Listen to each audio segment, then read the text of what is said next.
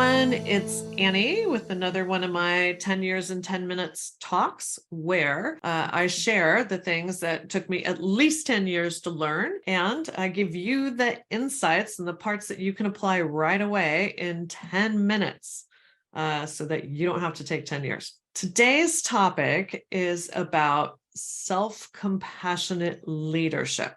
And specifically self-compassionate leadership so that you can keep having high performance. You can keep having a high level of success. This is a topic that is really important to me. I think this took me not only 10 years to learn, but it took me getting an extra college degree around compassion, basically.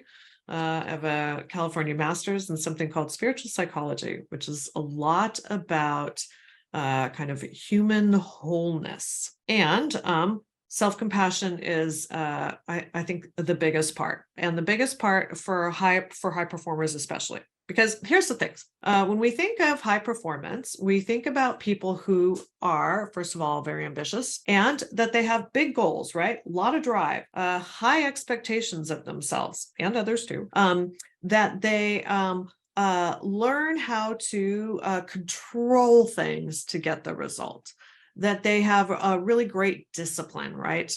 And that at the end of the day, the high performers, they do whatever it takes to get the results. Like high performance is all about getting results.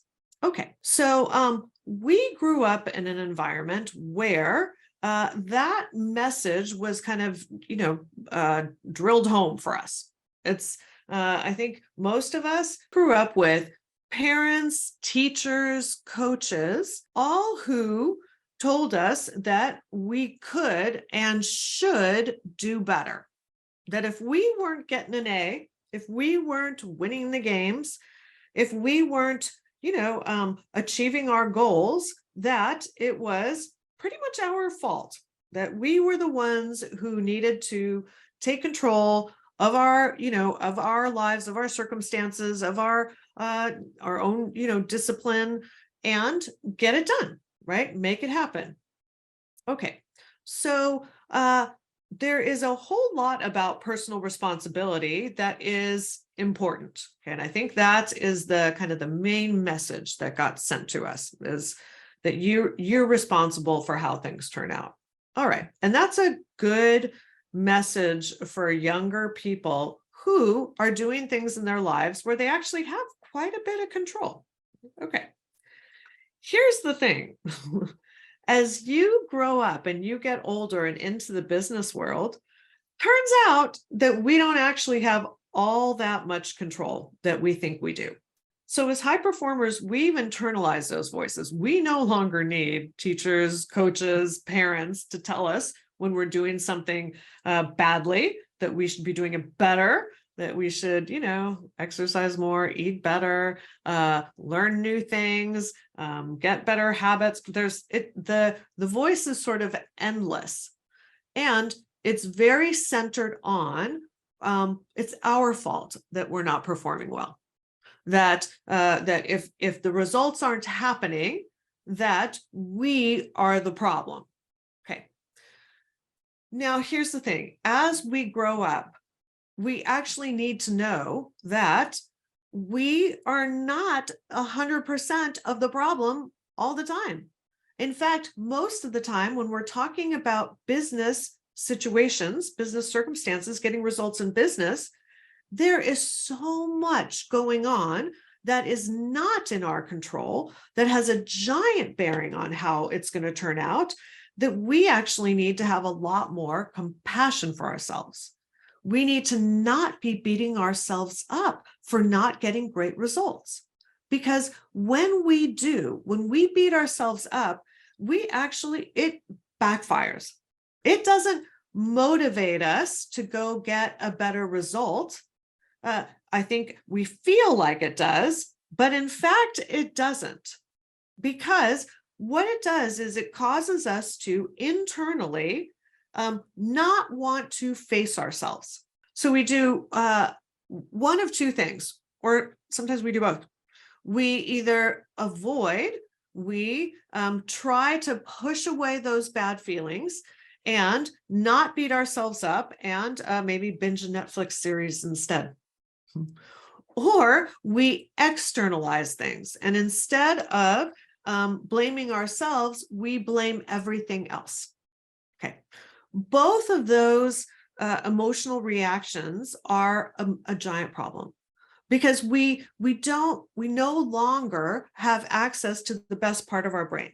We end up getting really focused on the past of what we should have done differently. We can't even change that. And when we are so in this place of this internal struggle of, am I good enough, or did I really mess that up? Does that make me a bad person? Should I have, am I messing everybody else up? Am I not a responsible family member anymore? Am I, all of these things that we might think about ourselves, we are now thinking about all that instead of what could make this better in the future? What opportunities are here right now? And we have a very hard time seeing that in ourselves. But I think we are much more able these days to see it in our kids.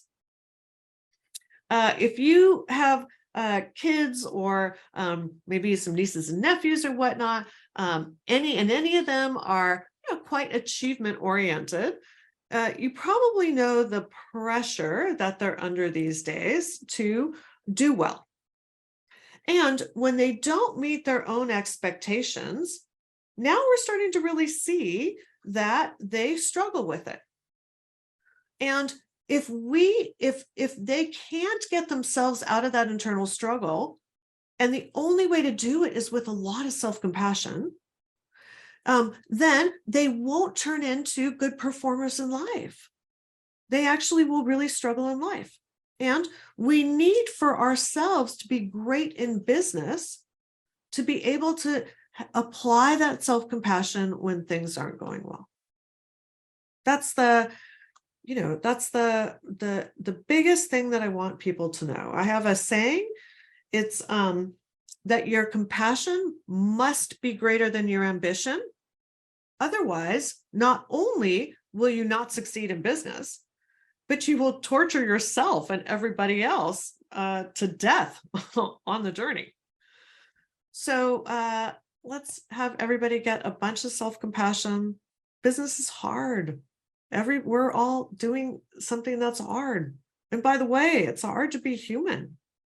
And let's, take a big dose of self-compassion and support ourselves and everybody else around us. That's what I wanted to share today. To learn more about this episode's topic, pick up a copy of my book, The People Part, at your favorite book retailer or at anniehymanpratt.com.